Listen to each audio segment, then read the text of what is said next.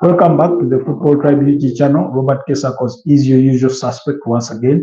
Allow me to test our audio before we get it all started. Yes, in just a bit. Bear with me for a second as we test our audio, because oftentimes or on so many occasions we've gotten it wrong. So these days I leave nothing to chance. So I take precautions to, set ourselves up and be sure that we are on the right track when it comes to having our audio, set up so that we do not get, so that I make sure you guys are getting the volume when we are getting started. But anyways, it's a beautiful Wednesday morning. Becoming a bit cloudy out here, but I'm hoping things will be better. But it looks like our volume is okay and we are good to go for today's broadcast. Plenty of things to talk about this morning, but our main focus will be on that fixture between Arsenal and Crystal Palace. We'll be reviewing that. We'll be looking into the matter of the result that there was last night, as Manchester City left it late to beat up against Aston Villa. There've been a few rumblings in the developments of Matthias Cunha. We'll talk a little bit about that and anything that may fall in line, or any other business as we may see fit on this channel, or depending on what your questions will be. Yesterday we had a couple of questions from a nice 77 high, was one of those on our late night broadcasts. That broadcast was on after that Aston Villa mancity game. We did have a broadcast that went on for about 40 minutes. Thank you to all those that did join us in the night. And of course, in some parts of the world, it was day. And then we did have multiverse or metaverse. I think metaverse AI from India was on the broadcast. We had, I think, one Mr. Okuyo who, posed a few questions and gave us their comments. Thank you for that. Rain, when it was threatening to rain, so power went off, and so was our internet. So bear with me if we do rush through this one. But we'll kick things off at the Etihad Stadium, where I said Manchester City left it late to beat Aston Villa by 2-1. Those goals coming from Bernardo Silva and Matthias Nunes, who scored a 94th minute winner against Aston Villa. It was quite the dagger, put in Unai Emery's heart there. You could see his reaction on the touchline when Matthias Nunes scored that goal. Jeremy Doku providing the assist, having come on as a substitute, an impact substitute. Of course, what turned out to be Aston Villa's only consolation goal of the day was scored by none other than Marcus Rashford from the penalty spot. And yes, from the penalty spot, the resultant penalty involving Ruben Diaz as well as Jacob Ramsey. There, the referee had waved the action off, but he was called to the monitor that's on the video assistant referee to review the incident, and pretty much that's what happened. So it went on a bit, and when you reviewed the incident, he gave the penalty, so much to the anguish of Pep Guardiola as well as the Manchester City fans when they were showed the incident on the large screens in the stadium, because Ruben Diaz tried to avoid any form of contact, but unfortunately, it was a little too late for him. He did make contact with Jacob Ramsey. So it was one of those things or decisions or incidents that wasn't a clear and obvious error by the defender. It was a 50-50. It fell to the discretion of the referee, and he chose to give it. Sometimes, for me, when it comes to accidental, knocks and touches on the opponent player in the build-up to a goal, you often question: are we ever going to have the discernment from the officials to say this is an accidental touch? There is no intention whatsoever from the opposing player to try and stop play, to try and stop a goal scoring opportunity. In that similar sort of school of thought, we've seen those one too many times. I think we saw it with David Luiz versus Wolverhampton Wanderers a couple of seasons ago, and it played out that way, and it was a red card, unfortunately for him, and a penalty, I think, on Raul Jimenez. So we do get every once in a while those kinds of decisions where you feel that the other team has really been hard done by. Well, for example, the other incident was that of Real Madrid in Arsenal game at the Bernabeu, where we were questioning, was it a penalty? Because Mikel Merino does get pulled by Raul Asensio. And at least for that, we see this clear intention of the Raul Asensio to drag Mikel Merino to the ground in a way. And that, for me, was much more obvious a penalty as opposed to yesterday's particular incident.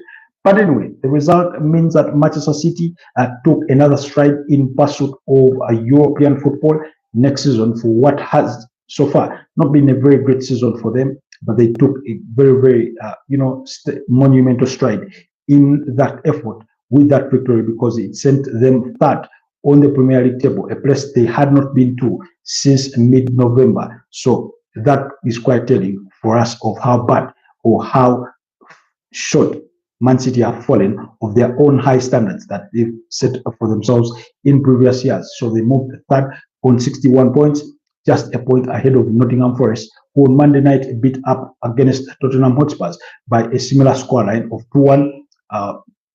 Elliot Anderson and Chris Wood on target there for Nottingham Forest, while Richarlison scored the only goal that turned out to be a consolation for Tottenham Hotspurs on a night that that Matt Sells, that's the Nottingham goalkeeper, was called to action to save his side on multiple occasions. One of those occasions still involving Richarlison. Anyways, of course, like I said, in fourth place is Nottingham Forest, but in 50th place is Newcastle with 59 points. They do have a date with Ipswich Town over the weekend. Then in sixth place is Chelsea with 57 points, just as many as Aston Villa in seventh place.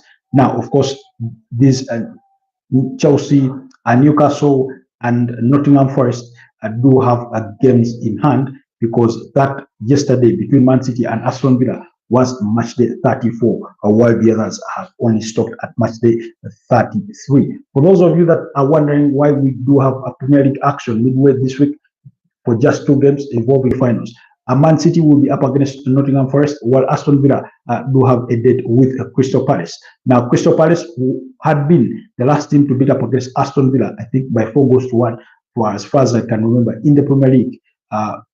But Manchester City did pull another one on them on the back of their impressive 4-1 victory over Newcastle in the weekend, while Man City, on the other side, had to also leave it late once again through Nick O'Reilly as well as Mateo Kovacic against Everton over the weekend. So that was that. So allow us to wrap that at that, because it meant so much for Pep Guardiola. You could see it in the celebrations. You could see him jump that high as if they had won the Premier League title. But again, that tells you of how big it is for, or how important it is for these teams to qualify for European football, for these teams to play in Europe, because of the monetary value that it brings to the club, because of what those European nights mean for their club fans and everything that comes with it.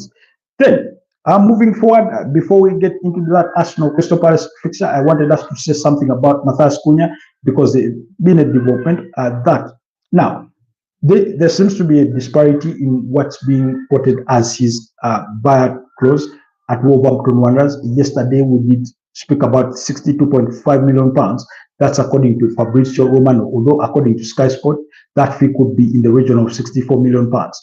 Now, it is being reported by Sky Sports and that Nottingham Forest may be unwilling to pay the £64 million to lure, Matthias Cunha, even as good as a player he is, that they may not be looking forward to spend that much on a single player in the next summer transfer window, given what the window may mean to them if they do qualify for European football, whether it's the UEFA Champions League or the Europa League. You do think that they will need to, revamp their squad. They will need to add in some, key players beyond the ones that they already have. Maybe improve on the forward lines, and that's the attacking, because they do have Chris Wood and Willy Bolly. No, sorry, not Willy Bolly. I forget his name. Willy Bolly is a defender. But certainly they will need to look out for a striker, maybe in that window. Anthony Elanga, Calum Hudson-Odoi as one of the best players, Morgan Gibbs-White in there. Maybe they would look to add another winger, Milenkovic, one of their good centre backs. Morito, one of the standout players of the season in that Nottingham Forest side. Martial's very good goalkeeper. But either way, when you go into Europe, you do need a big squad that is filled with quality, so that you can play every week, midweek, and the weekend. That means in a week you play 3 games. That's an average.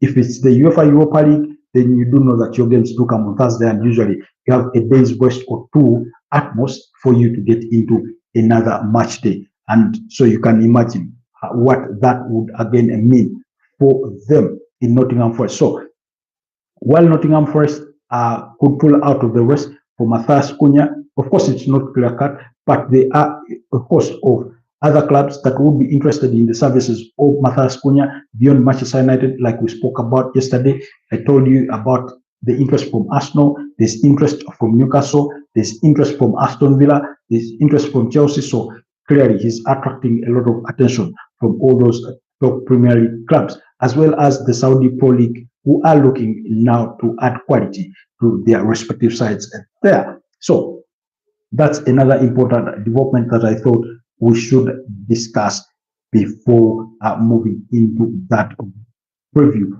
of the Arsenal versus Crystal Palace game.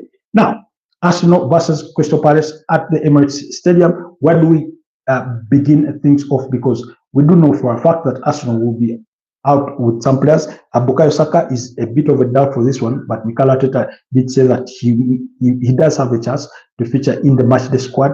The others that are expected to be absent is Ricardo Carafiori, Gabriel Jesus, Kai Havertz, Takahiro Tomiyasu, as among the players that are out of this one, as well as Gabriel Magalhaes, in respect to the absentees for this particular fixture. For the side of Crystal Palace, I think Chris Richardson? Yes.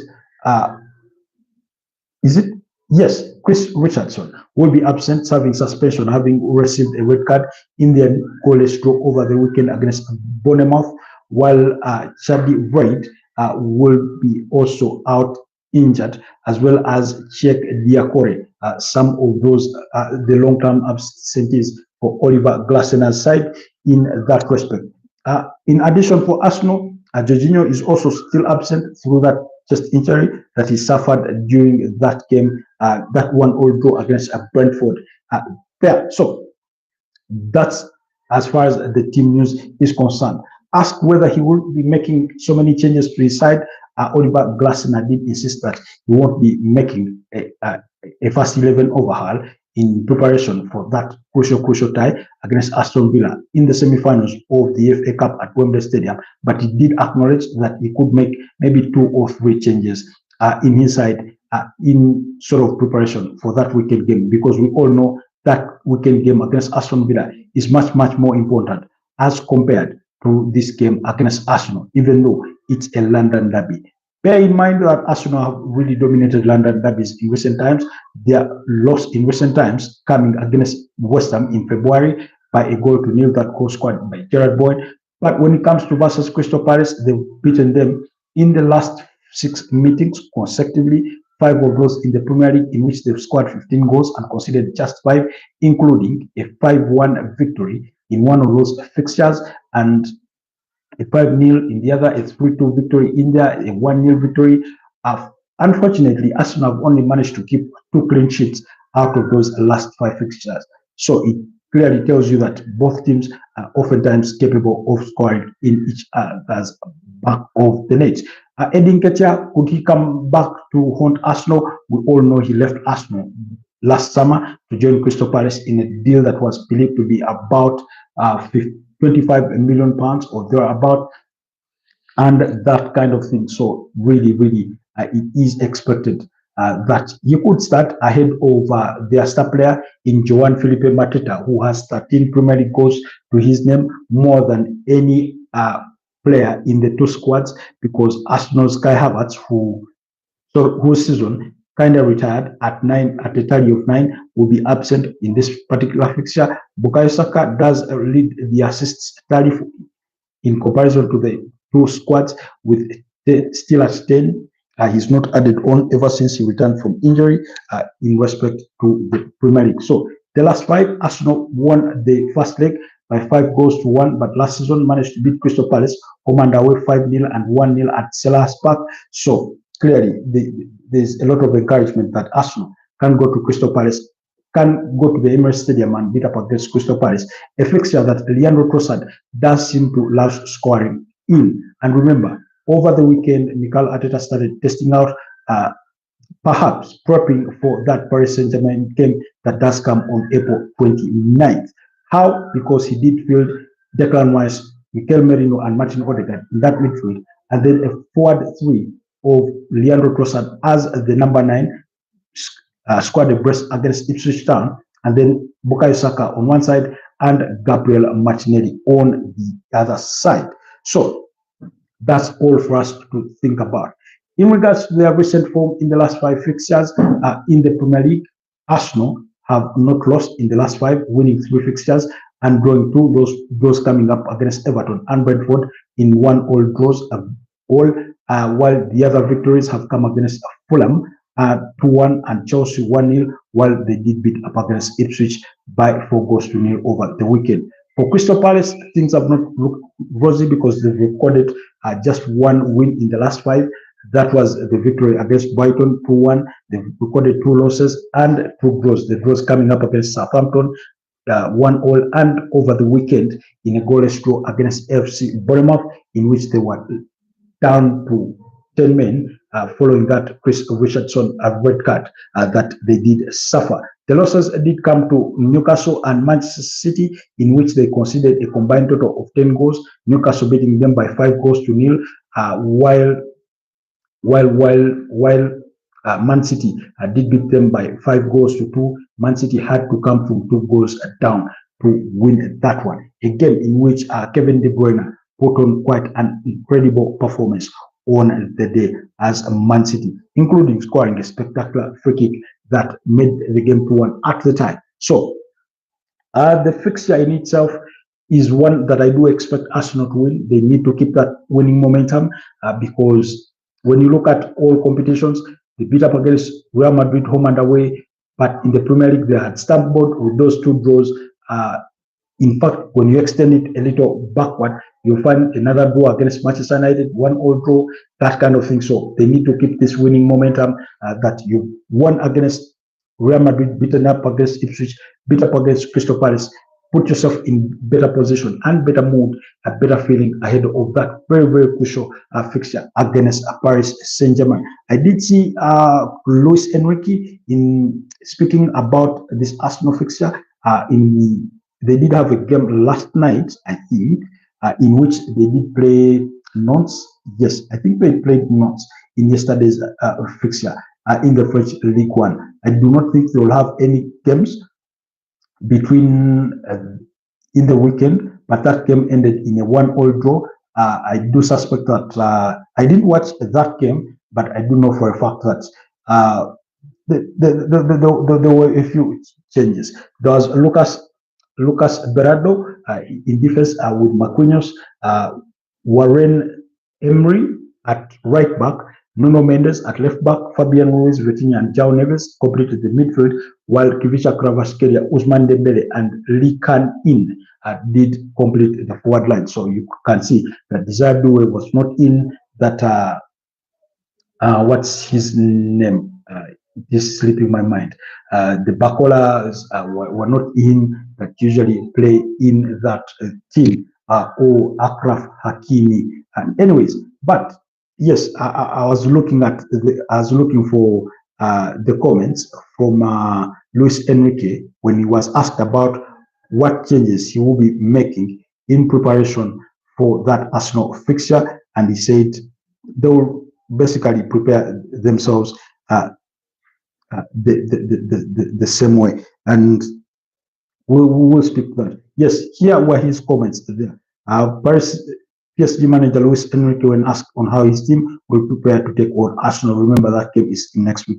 We will prepare in the same way we did as against Liverpool. Liverpool are a team that has at least as much potential as Arsenal, if not more. Aston Villa also had great potential in this area, as do the majority of League One teams. We will not prepare our team based on this aspect of the game in particular, but it is obvious that we must be competitive everywhere. So those were comments from Luis Enrique. I thought I should just divert a bit into those comments there from Luis Enrique. So in regards to the Arsenal starting 11, again, I do not expect so many changes from what we did observe in the weekend. I would opt that they do not risk Declan Rice for this one. Maybe he can come on for the last maybe 10-15 minutes just as a warm-up, but I would go with David Raya in goal. I would go with Ben White at right back. I would go with Kian Tierney at left back. I'd retain William Saliba and Jakub Kiwior because they are the only ones available literally, or because and then in midfield I'll go with Thomas Partey because he's going to be absent for that fixture, the first leg against PSG, and then I'll go for Ethan Nwaneri in that number 10 role, but as the left 8, that is where I think Mikel Morina should play there again, and then I'll go with Leandro Trossard. I'll go with Raheem Sterling to start ahead of Bukayo Saka and Gabriel Martinelli. I wouldn't really want to risk Bukayo Saka given what happened over the weekend with Leify Davis there with his bad tackle on Bukayo Saka that has him being questionable, has his availability being questioned ahead of this particular fixture. So that will be my expectation on the Arsenal side. In regards to the Crystal Palace side, again, a bit not really a hard one to call, but you do expect changes. Like I said, maybe Eddie Nketiah does lead the lines on that side. Maybe Mark Gay is rested ahead because he's a crucial player. Unfortunately, Chris Richards is out through suspension, but that gives him the much needed rest. In midfield, instead of bringing in Jefferson Lemar, I could give him a rest. I could look to bring Nathan Elkleiny in the starting lineup. I could look to Ismail Sarr. Does he start? Maybe Daichi Kamada to start this one, and in those minor few changes for Oliver Glasner's side. So that's what I would look at. But anyways, what is my prediction? My prediction is that Arsenal win this one by 3-1 and march on into the West and prepare for PSG, while Crystal Palace march on to prepare for Aston Villa over the weekend in the FA Cup semi-finals.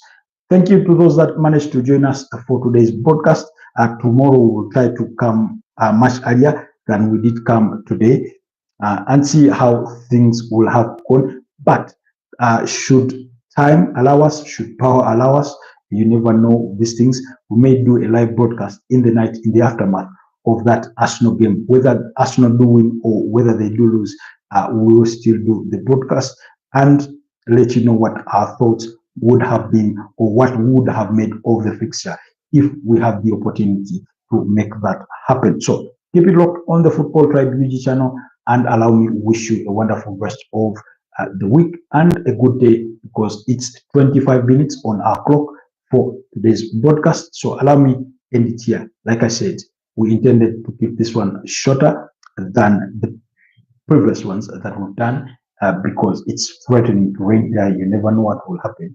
Power could, go off and we wouldn't have another aborted live broadcast. But those that do watch this broadcast much later when they're done, do not kindly forget to subscribe, like, comment, and share, and I'll see you next time. Bye-bye.